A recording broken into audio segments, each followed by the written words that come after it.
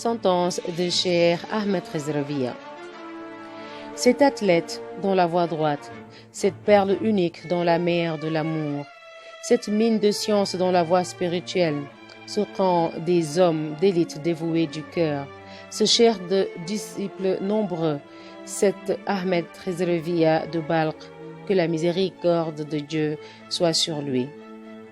C'était un des principaux docteurs de Khurasan, recommandable par le nombre de ses miracles autant que par ses mortifications, son savoir et sa générosité.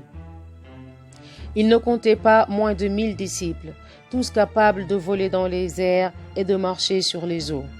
Lui-même était disciple de Hatim Assam et il avait profité de l'assistance de nombreux docteurs. Sa femme, fille du beg de Balkh, se nommait Fatima et était accomplie dans la connaissance de la voie spirituelle. Bayezid Bestami disait d'elle: « N'appelez pas cette Fatima une femme, car elle mérite d'être rangée parmi les hommes d'élite. » On raconte qu'un voleur s'étant introduit la nuit dans la maison d'Ahmed n'y trouva rien à prendre.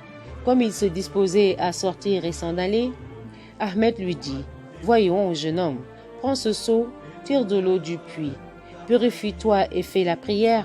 Au lever de l'aurore, je te donnerai tout ce dont le Seigneur Très-Haut m'aura gratifié. » Le voleur tira de l'eau et se mit à faire la prière.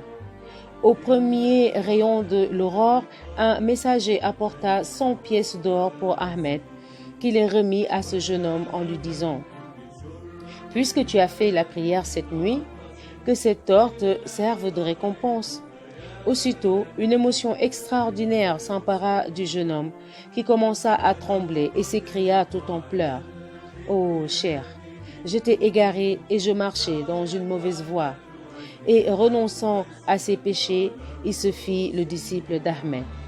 On raconte qu'un jour, Ahmed, s'étant dépouillé de la livrée des derviches, se revêtit d'habillement ordinaire et se rendit à un couvent.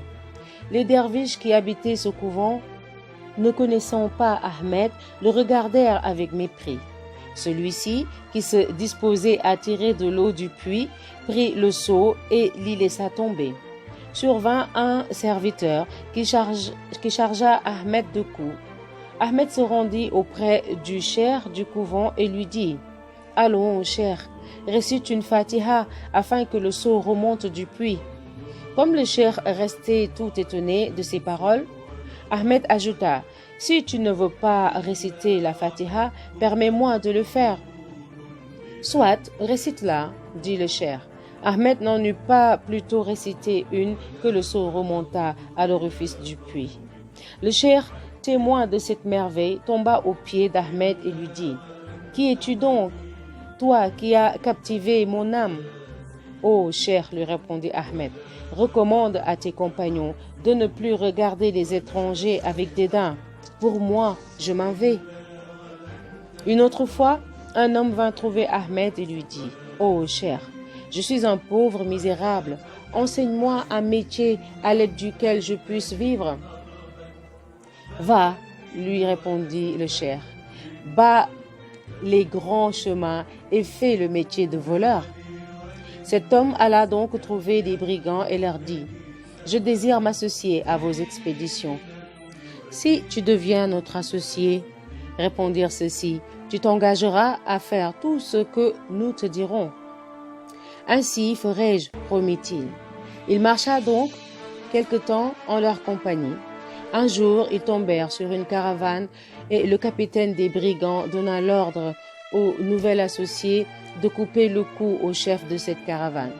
« Je suis tout prêt à le faire, » répondit cet homme. Et sans hésiter, il tira son sabre, puis, rentrant en lui-même, il se dit: « Au lieu de tuer injustement ce malheureux, je vais ôter la vie au capitaine de ces brigands. » Et sur le champ, il lui asséna un coup mortel. Ce que, voyant toute la bande, les voleurs s'enfuient et les marchands furent ainsi délivrés. En retour, ils lui firent de si riches cadeaux qu'il se trouva dans une position fortunée.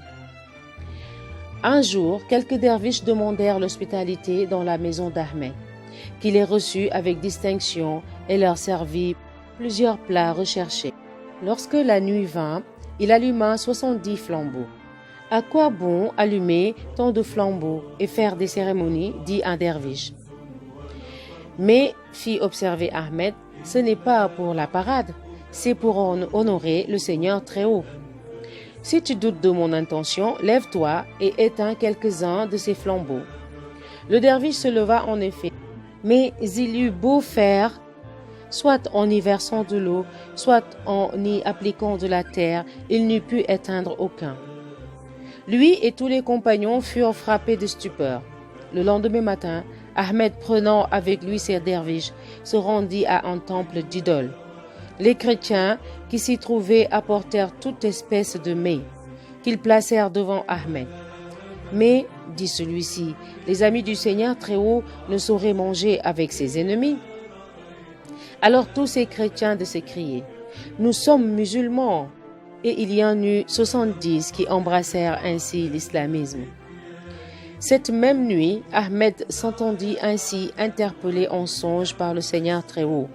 Ô Ahmed, parce que tu as allumé 70 flambeaux en notre honneur, à notre tour nous avons éclairé, grâce à toi, 70 cœurs auxquels nous avons fait don de la foi.